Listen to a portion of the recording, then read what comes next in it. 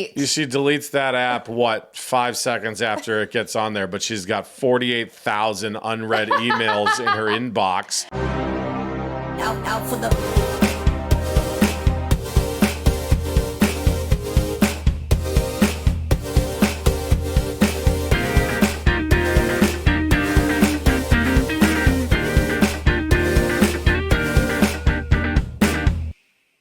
Hey everybody, and welcome back to another fun-filled episode of Mostly Harmless. I'm Matt. And I'm Sarah. And we are Mostly Harmless. Today, we are going to be talking about the TikTok chaos of it all. Is it banned? Is it not banned? Do they care? It's banned for me for now because I, like a dumbass, saw that the ban did in fact go into effect in the early... Well, actually, it was like this morning, right? No, I had heard, because I actually don't go on TikTok that much, but apparently China or ByteDance took it down at like 10 p.m. last night. So it was before the 19th, before midnight.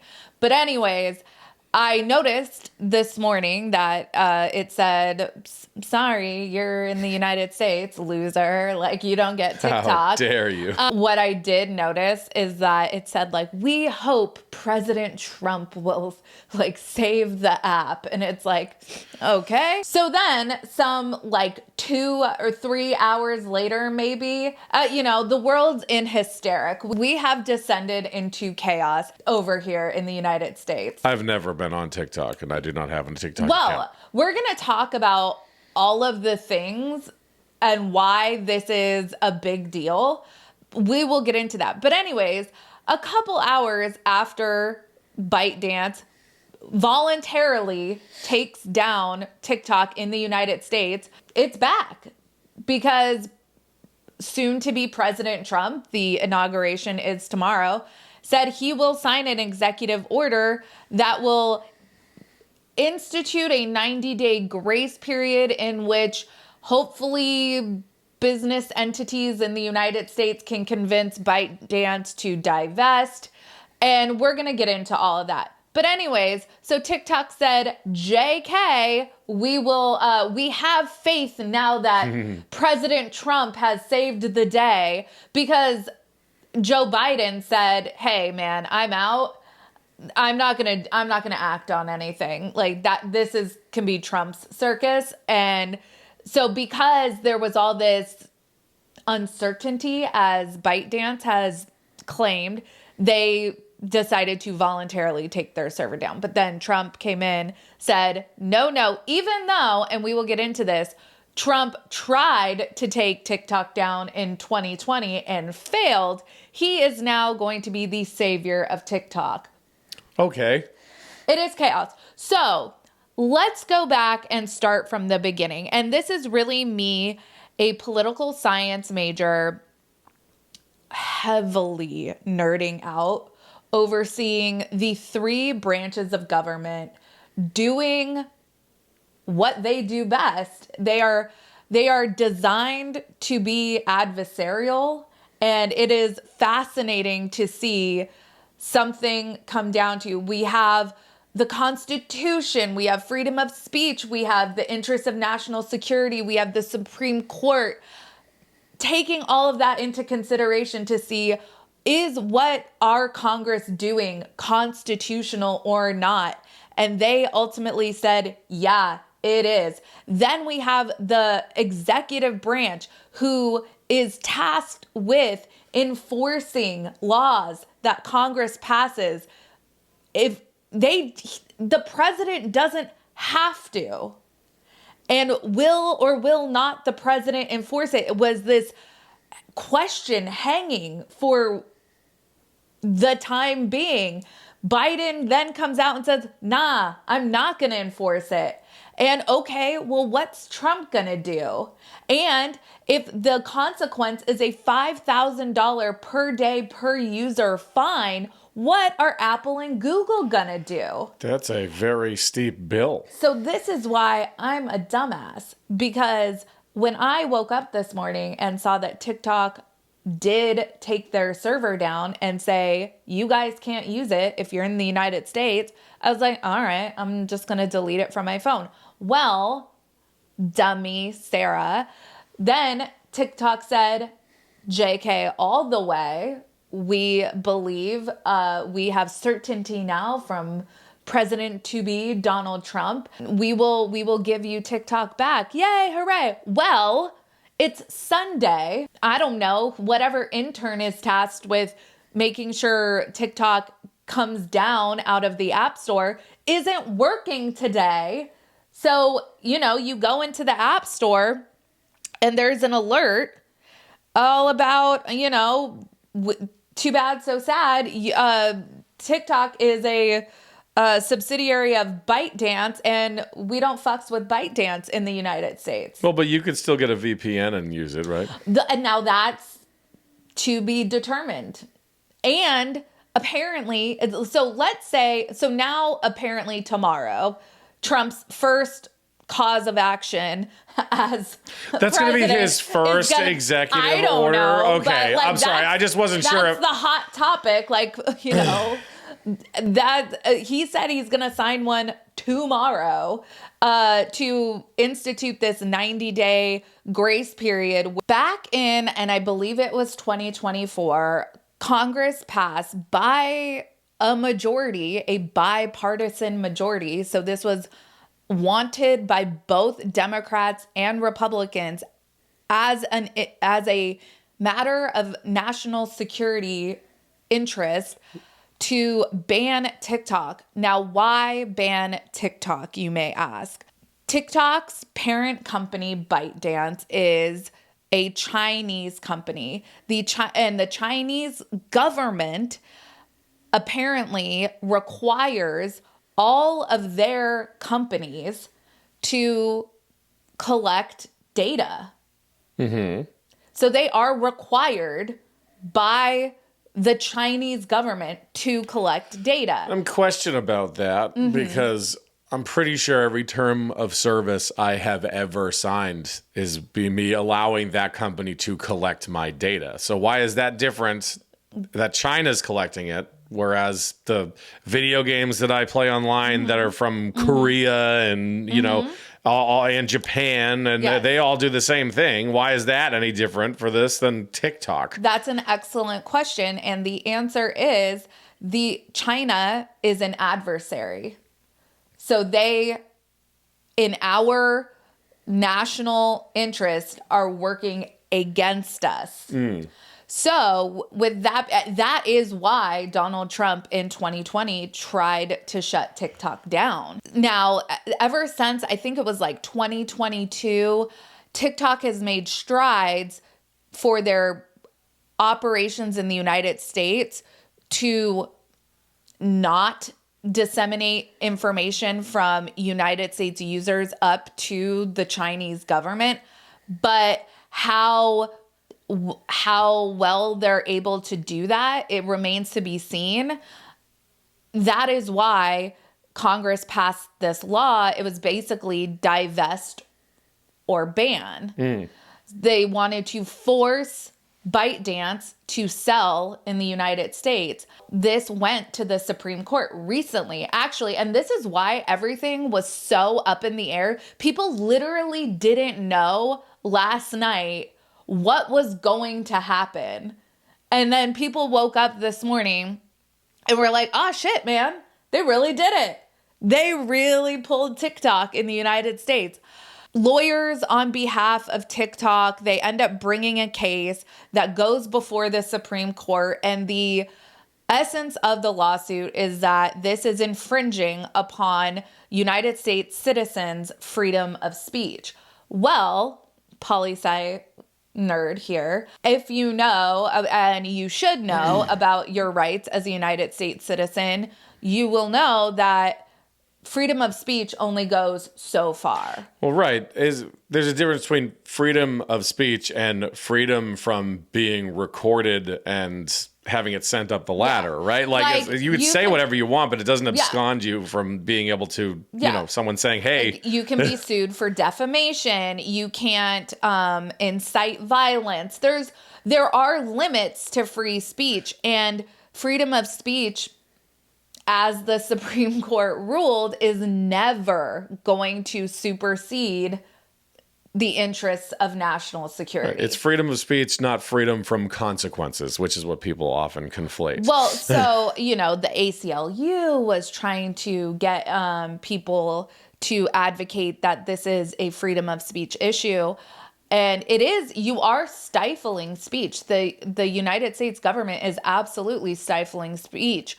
But when your data is being collected by an adversarial government, then the Supreme Court ruled that it is okay to say, no, you cannot have that app. So here's the thing. TikTok is claiming that they have faith that President Trump will enact this 90-day stay, apparently, because as it stands now, Congress passed and Joe Biden signed into law this divest or ban law. So now it is a law.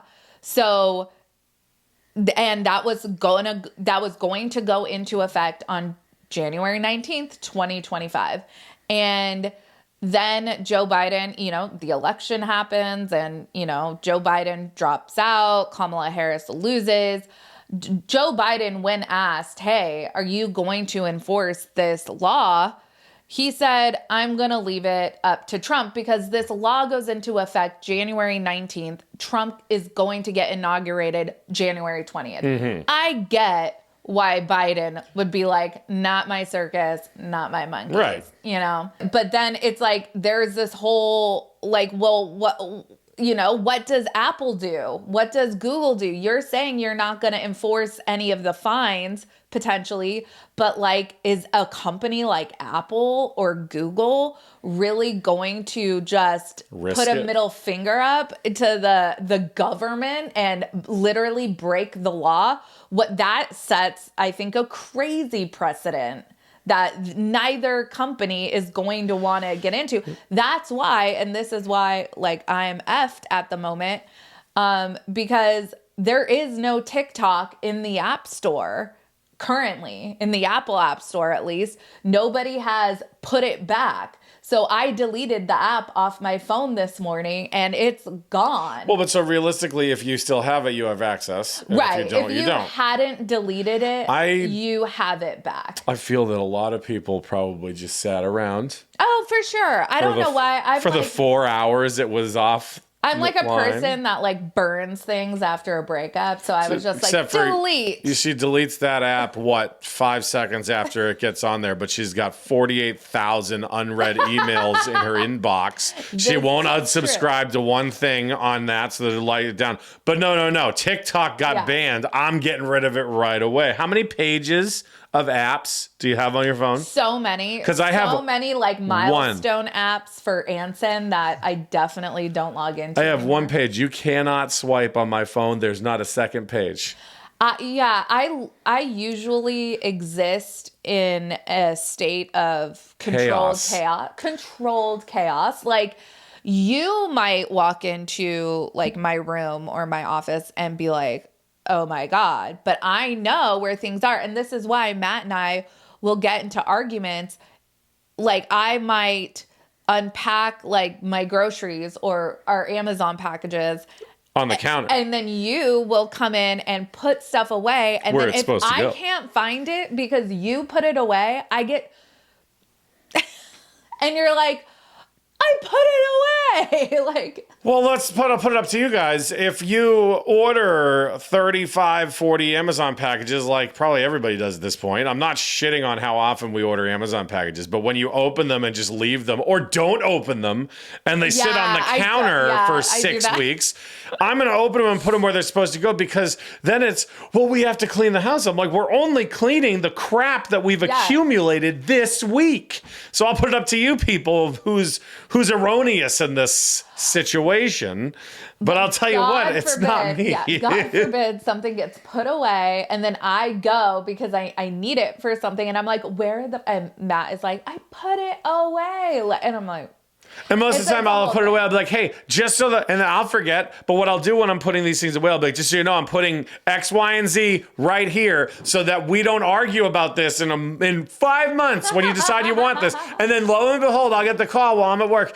Hey, where is this thing? And it's like getting the phone call that you're about to be arrested because my stomach just drops. If I get a phone call from Sarah and it's, where is this thing? I go, God, please tell me I know where it is right off the bat, because I can't have this argument right now.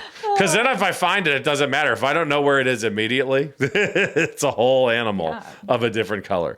But what this all means is this was the one thing you deleted right away. Yes. Uh-huh. You have you probably have Penelope. Because tomorrow is a national holiday in the United States, so I doubt people at Apple are going to be working tomorrow, so it probably won't come back to the App Store until Tuesday. Whatever are you going to do?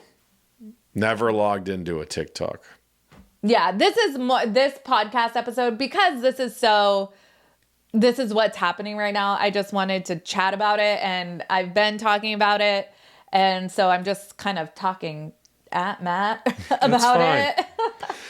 I don't, you know what? I'm always on the back end of social media. I still cruise Facebook. I don't really use Instagram that much. I'm starting to use Instagram more, but TikTok is Vine. Vine crashed and burned. I don't care about that. I don't care as much about this. I'm not saying I don't care about these streamers that are making money off of this platform, but mine is not to take it away from you. Mine is to not, I don't really care. I've never used the platform, you know, and it doesn't bother me that it was, or it is, or it isn't, because it's not even an app I have downloaded on my phone. But it would bother me if you were using it and you lost a source of revenue. I'm just thinking about if this happened to YouTube. Like, YouTube is a source of revenue for our family that pays the bills. And if this happened to YouTube, that would be quite devastating for our family. But if you go back to it, and let's say YouTube wasn't started in Silicon Valley, let's say it was somewhere else, it probably would have eventually ended up at this exact same point. Because what they're not saying that you have to get rid of your app and destroy your app, they're saying divest, which is not the end of the world for people. It just says you need to be in a situation where you're not, your company and therefore your country mandates are conflicting with our country's right to privacy. Well, you bring up an excellent point. Are United States companies doing the exact same thing? And the answer is yes. They are, absolutely. But they're doing it for the United States. Exactly. That's why when there's breaches. Yeah, the problem is China. And that is why Congress said, anybody but China. Sell it to anyone but China. Yep. And for however many months since that law was passed, China said no. Did they say anyone, though? Like even Russia? Okay, so probably not another adversarial country, but North Korea? But ByteDance had said no. And they sued. Yep. They brought the case and it went all the way up to the Supreme Court, and the Supreme Court is, from the legal analysts that I have watched that have covered the case, it really seems to be like the Supreme Court is always going to side with the interests of national security. That is always going to supersede some perception of infringement of free speech. Well, I hate to be the guy that goes, oh no, national security. Like, I mean, at its heart, that's not the evil boogeyman people may want it to be, but unfortunately, in the interests of trying to preserve national security, sometimes our rights get a little folded. Yeah. We'll say folded. I want to say, and I had no idea, and I think that this is something, I actually just had a sponsorship on Reality Squad with Aura, which is a security company that will go in and find your information on like people search websites and remove it. I was talking about in that sponsorship how when we were in California, I was talking to my mom, and my mom was saying how like our generation, like millennials, were way too trusting and forthcoming with information that we really should be protecting more. We have a right to privacy in the United States, and we freely give that up. Like my parents will not have any kind of Alexa device in the house. My mom has Siri turned off on her phone. My mom actually covers her front-facing camera on her laptop.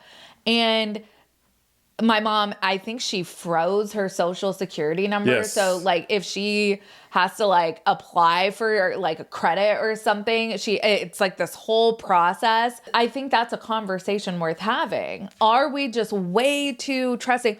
No, Well, that does put into an interesting spot, because here's the thing. So years ago, there was a company, I think it was called LifeLock. And this is a company that was, you could give your social security to the worst person on earth and they wouldn't be able to use it if you subscribe to LifeLock. And their commercials, you'll remember this if you watched any public access or regular television when this was around. This guy bought a billboard truck, wrote his social security number on the billboard truck, and this was an actual stunt done to prove how their system will prevent your social security information from being hacked. And for years, I saw this commercial and I never saw them again. I only found out recently that person's social security number became compromised. And so it is, listen, you could be in the purest of intentions while being like, I really want to stop people's information from getting out there. I want predators not to have access to sniping your social and using it for accounts. But you're only as good as your security, and your security is almost as good as your IT nerds, and not all the IT people who are in legitimate cybersecurity are as good as people who have learned to do less than legitimate cyber things. And the people who are, hackers, it's not as glamorous as they make it seem in the movies, hackers. It's not like, we got to get in through the firewall. It's usually just hours of, I've saw someone who was like, it's not this like Swordfish movie. It's literally just like hours of sitting at a screen and taking a sip of your drink and being like, the most fabulous hacker of all time, Penelope Garcia on Criminal Minds. It's not that brand. And that's where I came up with Penelope. I posed it as a potential name for our daughter, and you. I liked it because of Penelope from Lost, but it's a whole different animal. Anyways, I listen to podcasts. One is hosted by two software engineers. Both of them have been like, absolutely never would they fuck with TikTok on their phone because of the security issues. Well, and so going back to things in my world of experience is video games. And one of the biggest things in online MMORPGs, which is massive multiplayer online RPGs where there's virtual currency that you can't buy it. Like it's money you make in the game one way or another, but there's something called RMTs, which is real money transfers. And it's where you pay a person and then they will send your character in-game currency, usually in substantially large quantities for you to get an edge to buy some crap in the game. Well, those are generally farmed by bots that have been designed by people to do these micro labors over and over and over and over again and make a crap ton of money, and then they send it out. These people are employed. It's an illegal job. It is against the terms of service for the games to do anything like this, but they are employed by companies to generate this.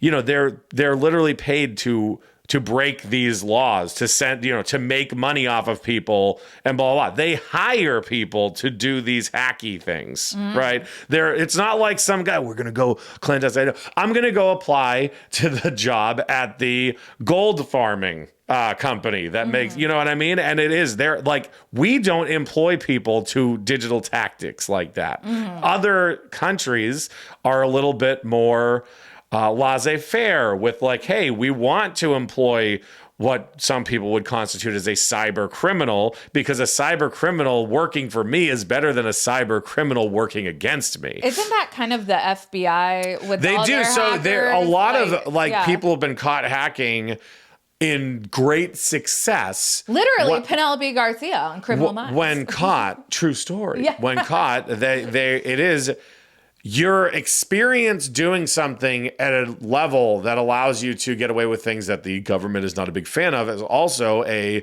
card you can play. And what they do is they're like, are you a fan of jail? Likely not. Well, what you did would give you a bunch of years, if not life, in prison because you blah, blah, blah, blah, blah. Instead of that, would you prefer to work for us? Now that works in the favor because they're like, hey, we want you to stop people like you from doing what you did. Yeah. And that's, great. Okay, cool. I'm going to be a cyber vigilante. Fantastic. But the people in other countries, probably like China, are hired to be the people that person has. But that person was probably just effing around on his own. Those people study to do that. Like the hackers that work to do these leaks and to data breaches and stealing people's passwords. Oh, my password was in a batch of millions of passwords last week that were compromised. Do you want to change your password? Which I get when I log into almost any app. I'll get this password was involved in a breach, and that's it. That the extent of the responsibility of the company I'm trying to log into is. You should change your password because it was compromised. Yeah. And that's it. Like those people don't have countermeasures. They have cybersecurity for sure. But there are people whose whole cyber career is learning how to circumvent systems and to get around these quote impenetrable systems. Yeah. And that is an excellent skill to have for many reasons, I suppose. But there's not a lot of legitimate reasons to do stuff like that. It's like, oh, I spent my entire life learning how to hack so that I can unlock the car door that you locked your keys in. You know what I mean? There's no altruistic reason for doing it. The difference being is programming. Yeah, you want to program, but there's difference between programming and trying to circumvent systems. And that's, not the focal point of a lot of people. It is. It's a difficult thing to understand. Yeah. So a couple more things, and this is going to be a little bit of a shorter podcast episode, but a couple more things I want to touch on. I was listening to Emily D. Baker. You guys know I'm a law nerd. She was covering the oral arguments that went before the Supreme Court. And she mentioned in that stream that she did that because she is a massive creator on YouTube, she has I think she has 800,000 subscribers. Well, she doesn't have to be a lawyer anymore. Well, she's still a lawyer. Right. She's still licensed. But she does legal analysis and commentary now. She's not practicing. That wasn't a dig. That was that's how well you've done. Yeah, she's done very well. So she is someone who can contact YouTube, for example, and find out something funky's going on. She can contact someone at YouTube. Anyways, she mentioned in that stream that she knows some fellow creators that are over on TikTok that the way they operate and create content, they have a separate phone that they use for TikTok. They have a separate phone number. They access a different, I don't know if they access a different Wi-Fi network or if they access their Wi-Fi using a VPN. Yeah. But there's that level of security. There's all these layers that they go through, all these hoops that they impose on themselves so that they separate TikTok from their personal phone data. That was wild to me to find out. Yeah, I mean, it makes sense because it's not like all this stuff that they're talking about. We know it. People have known it just the stupid scams and I don't even know how this is a scam. This is just a dumb thing. Yeah. When it goes around on Facebook, well, they did it and mine turned blue. If you don't copy and repaste this message on Facebook, then Facebook has the legal right to use any pictures you have in your account. Well, guess what? your terms of service, and anyone who has gotten that message and thinks it's real and does it, oh, I'm just going to do it just in case. When you click your terms of service and when they update the terms of service on Facebook, Facebook does have the legal right to use any pictures that you upload to Facebook. There was a story I'd read that a dude had seen a picture from his Facebook on an advertisement in another country for Facebook. And they don't have to pay you for it because they say anything that you upload to their website, they can use as promotional material. I think, and this is why I'm nerding out so hardcore about this TikTok chaos at the moment, is because there is a conversation, I think, that is coming to the forefront now, especially for all of us millennials that kind of sort of grew up on the internet. Like the internet wasn't a thing when we were like in elementary school, but then by dial up, dog. Yeah, by high school, and we saw the infancy of, or like the baby social media websites like LiveJournal, Zanga, AOL chat rooms, baby. Yeah, and then, you know, MySpace. Was Tom like the smartest media mogul in the game? He just sold and then dipped. If there is not a single picture that just hearing the word Tom brings to mind, is that little picture of the... And he's in front of what, like a marker board or like a whiteboard or something? But it's just, we all were friends with Tom. We all were friends with Tom. So if that, now we're having the larger conversation of the internet is forever. Yep. What you put on the internet, you really cannot have an expectation of privacy on the internet. Or like what could your expectation of privacy really be? If I am uploading photos of our kids, they're not private anymore. Exactly. Anyone who it's an oxymoron. And my private Facebook page. That's not a thing. Yeah. And that's why there's, you know, conversations being had at the legislative level about how can we protect children on social media. One thing I will say is I have no issues with, and I'm happy about, is you cannot have an Instagram or Facebook account, and maybe X. I don't know if that was a thing, if not a policy,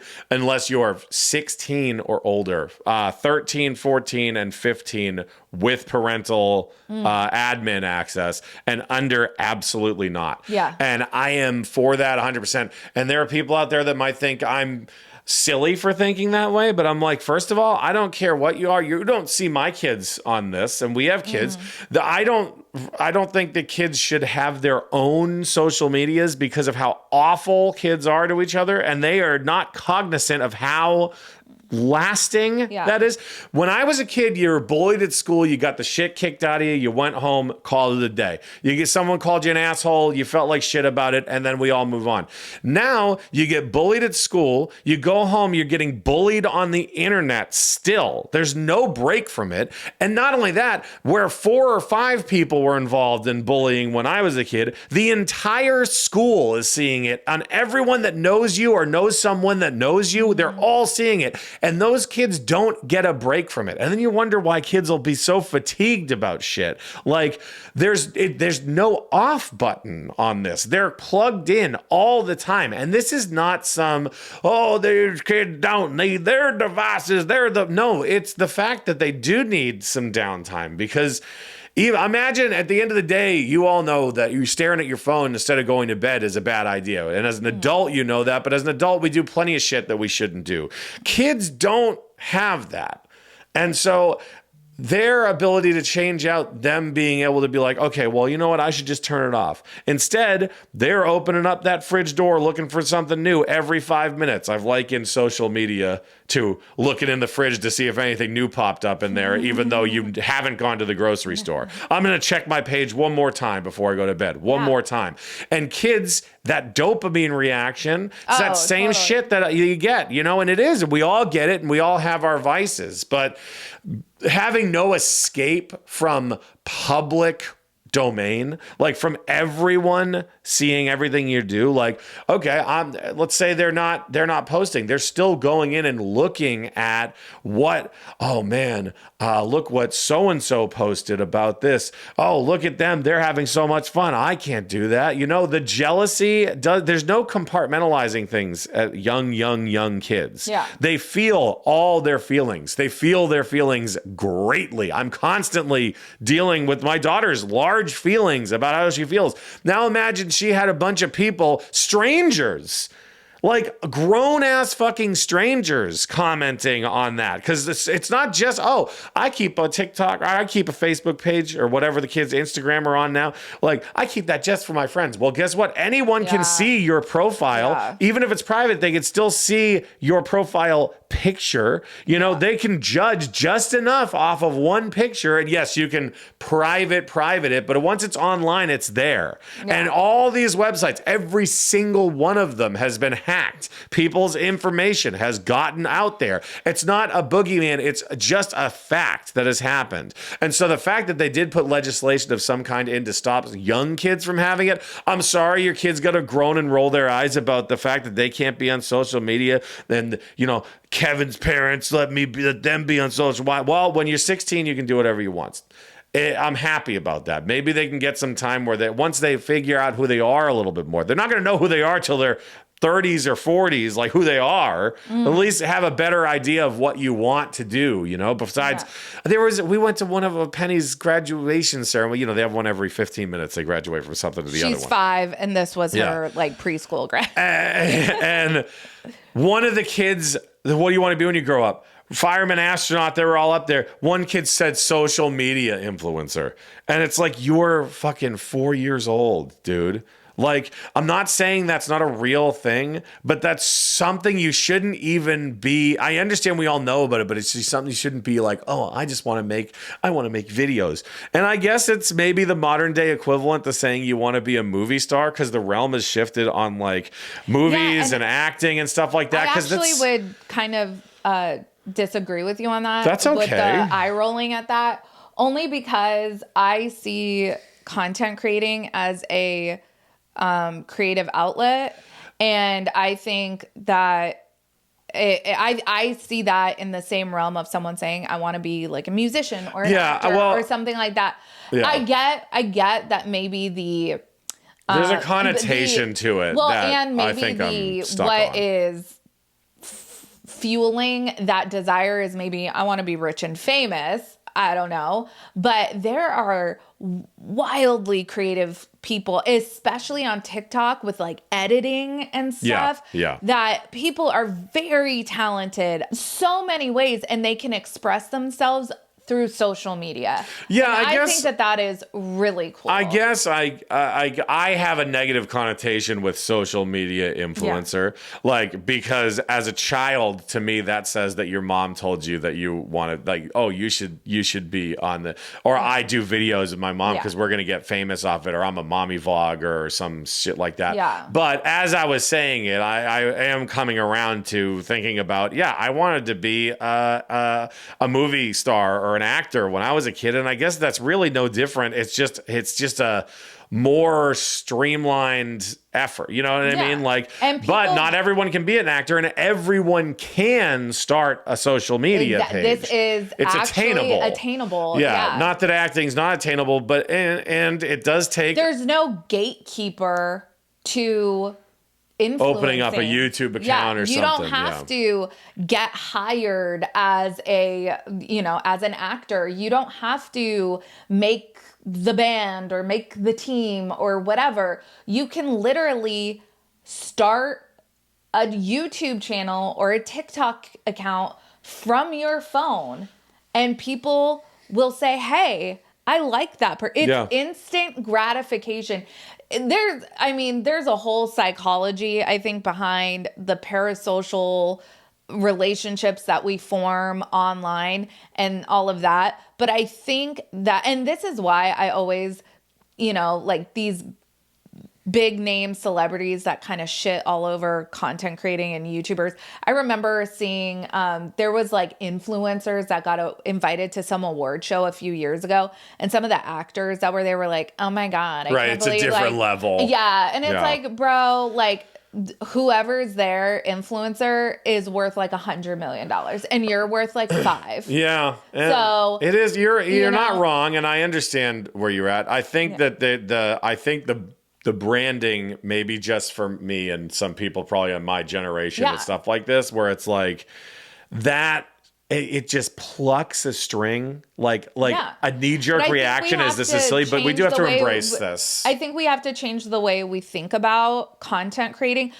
And I think in changing the way we think about content creating, we can also make content creation safer, especially for children. This is all to say, I think bringing these kind of issues and talking about it, we're changing the perception of what we know and what we think of in regards to content creation. We need to educate our children, especially, to know that pictures and stuff you put on the internet is forever. Yep. There's no take backs when it comes to the internet. Right. It's you can't unthrow a stone once it's been thrown. You can't take back a word said in anger. You can't put the glass back together, you know? Emily D. Baker likes to say the shit's out of the horse. Yep. Like, you can't put the shit back in the horse. Oh my God, we went to Animal Kingdom this weekend and we drove through the safari. Which is so cool. Oh my God. What was cool was we saw a hippopotamus taking a shit,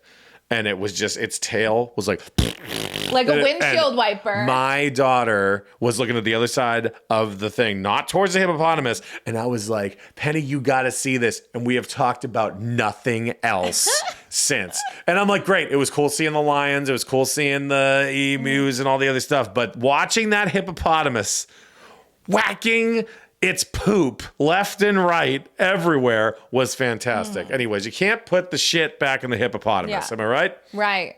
So circling back and wrapping up, I think it's fascinating to see kind of the 3 branches of government involved in this potential ban still, because the ban is not being enforced. The Investors, maybe you. The law passed, Biden signed it. Then Biden said he's not going to enforce it.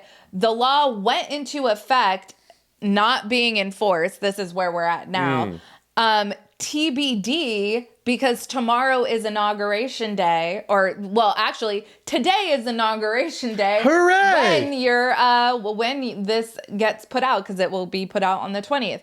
It is so fascinating to see just each branch have a part in this. Yep. The Supreme Court upheld it, and now it's really up to the executive branch to enforce a law that Congress passed with pretty significant bipartisan support. I'm just happy Sarah's finally getting to use her poli-sci degree, because...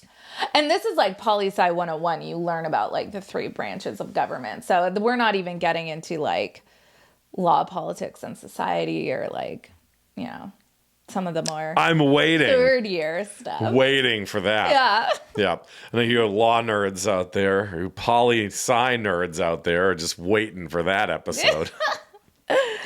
So, you know, it's fascinating to me that everything was so this app, I was Googling, because the only reason why, let's get real, the only reason why we're having this conversation is because of the amount of money that TikTok generates. The largest creators on the platform, I Googled, rake in hundreds of thousands of dollars. Do you think they deleted it 5 seconds after they got that first notification? Probably not. So we're talking about like the D'Amelios and I don't know who these people are. These are creators that are like millions and millions of followers. And I think a large amount comes from like sponsored posts and stuff like that, but they are creating. Then there's like TikTok Shop, which is an entire economy unto itself. We are talking about a shit ton of money. And that's the only reason why we are talking about saving the platform at this point. Because it is, to be frank, it is not in our national security to have an adversarial government-owned business owning such a large... There are hundreds of millions of users on the TikTok platform. A good percentage, I don't know how many are US citizens, but I know a good chunk are. And to have an adversarial government knowing your keystrokes, because that's what happens when you install apps like that, is not in our nation's national security interests. It's just not. Yeah. So it's interesting to see that we're even talking about saving it. I think if this was an app that didn't generate so much money and tax revenue, because all these creators are being 1099, so they got to pay tax on this income. If this didn't generate money for the United States government, we wouldn't even be having this conversation. Well, and then people, as always, do tend to have a willful ignorance to the things that they do. Like the Apple just settled a lawsuit about Siri listening to you all the time. You probably just activated mine. Probably did. And I'm concerned that people were somehow unclear about the fact that Siri was listening to you all the time. I think a lot of people are unclear. But let me just express my concerns about that. You have a device, and this goes towards Alexa devices as well. You have a device that is plugged in and waiting and listening for its wake-up word. What do you think it's doing while it's not hearing that wake-up word? It can't just listen when you're just saying that word. Otherwise, it wouldn't happen when I said like seriously or all kinds of other things where it jumps on there. It's listening the entire time. And it does strike me as a bit odd that people found it very, very off that oh my goodness, I can't believe it's listening. Yeah. It has a wake word, but it can't wake up until it hears that word. Well, how does it hear that word if it's not listening to every other word you're saying? And maybe the lawsuit obviously was settled, so there was enough of something to get them to just want to settle it and call it a day. But it was pretty clear from my perspective, and a lot of people, including our parents, were like, oh, you shouldn't have any of those devices in your house. They listen to you all the time. I'm like, I understand they listen to me all the time. I'm like, but I enjoy what they do, and whatever. If they want to listen to me fart in the kitchen, they can. I don't care. But it just does blow my mind that people are happily ignorant about things that you're carrying a GPS location device in your pocket that multiple agencies have access to if they want to. It's listening to you. It's following you. It has your text messages. It has all of your emails, multiple emails. You can put all your emails on there. This phone that you carry with you is a giant data breach walking around with you.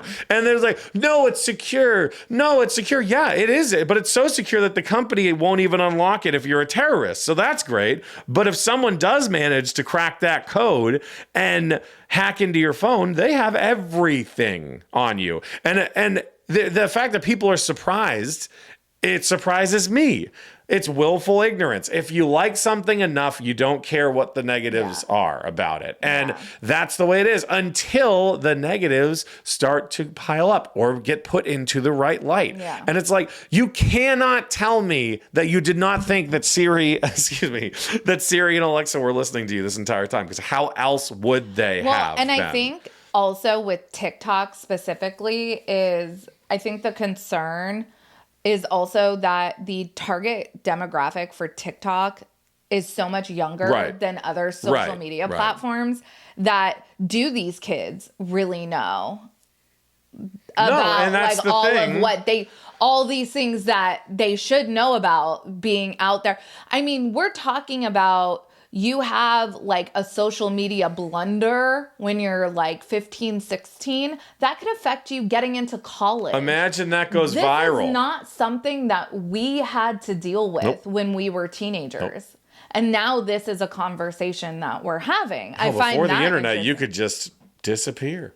Yeah. No one could find you. Yeah. It- We never had to worry about our employers finding our social media pages and whether or not that could affect our employability. Yep. Or you know? if you fucking go on, you have a bad day at work and you say, this fucking place sucks on your Facebook page, and your boss sees that. Yeah. Hey, you're shitting on the company. And now there are clauses in employment contracts that say if you shit on the company in public, you can be, this is grounds for termination. It's no longer wrong for termination. Well, that's my private Facebook page. It's so private everyone can see it, huh?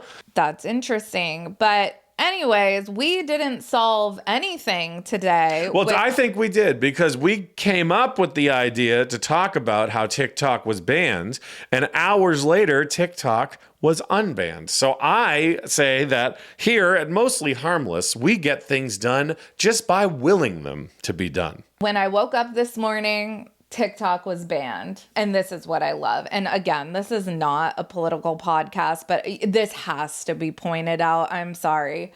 TikTok puts in the alert that comes up on TikTok, we hope President Trump saves the day. SOS. Yes. And then when they came back, they said, we are so grateful for President Trump. Everybody's your best friend. Yeah. When you're handing out $100 bills, everybody's your best friend. I'm just saying. Anyway, it's just very interesting. If Trump doesn't come through for TikTok, I don't know what's going to happen, because they clearly are pinning all their hopes and dreams on him for their operations in the United States. So we'll see what happens. Hey, we'll revisit this again. It's still divest or ban. Yep. And for now. Yeah. For now, but we'll revisit this in another Mostly Harmless take on TikTok. But for now, that's all I got. Do you have anything else? No, that's it. Follow us on all the social medias. Do mostly no harm across the board. Not on TikTok, but everywhere else. Yeah. And you can find Sarah, Reality Squad, Sarah Spills, all that. Hit us up at www.level42studios.com. Feel free to submit a question, comment, concern, or possible topic that you would like us to discuss. Or there you can read a bunch of my very, very well-crafted scripts. And if you know anyone, get Fat Ghost made. Hashtag get Fat Ghost made. That's it. Let's make it go. Make it happen, Cap'n. Save TikTok. Let's get Fat Ghost made. All right, guys, we got to get out of here. But as always, make sure to do mostly no harm. Have a good one. Bye.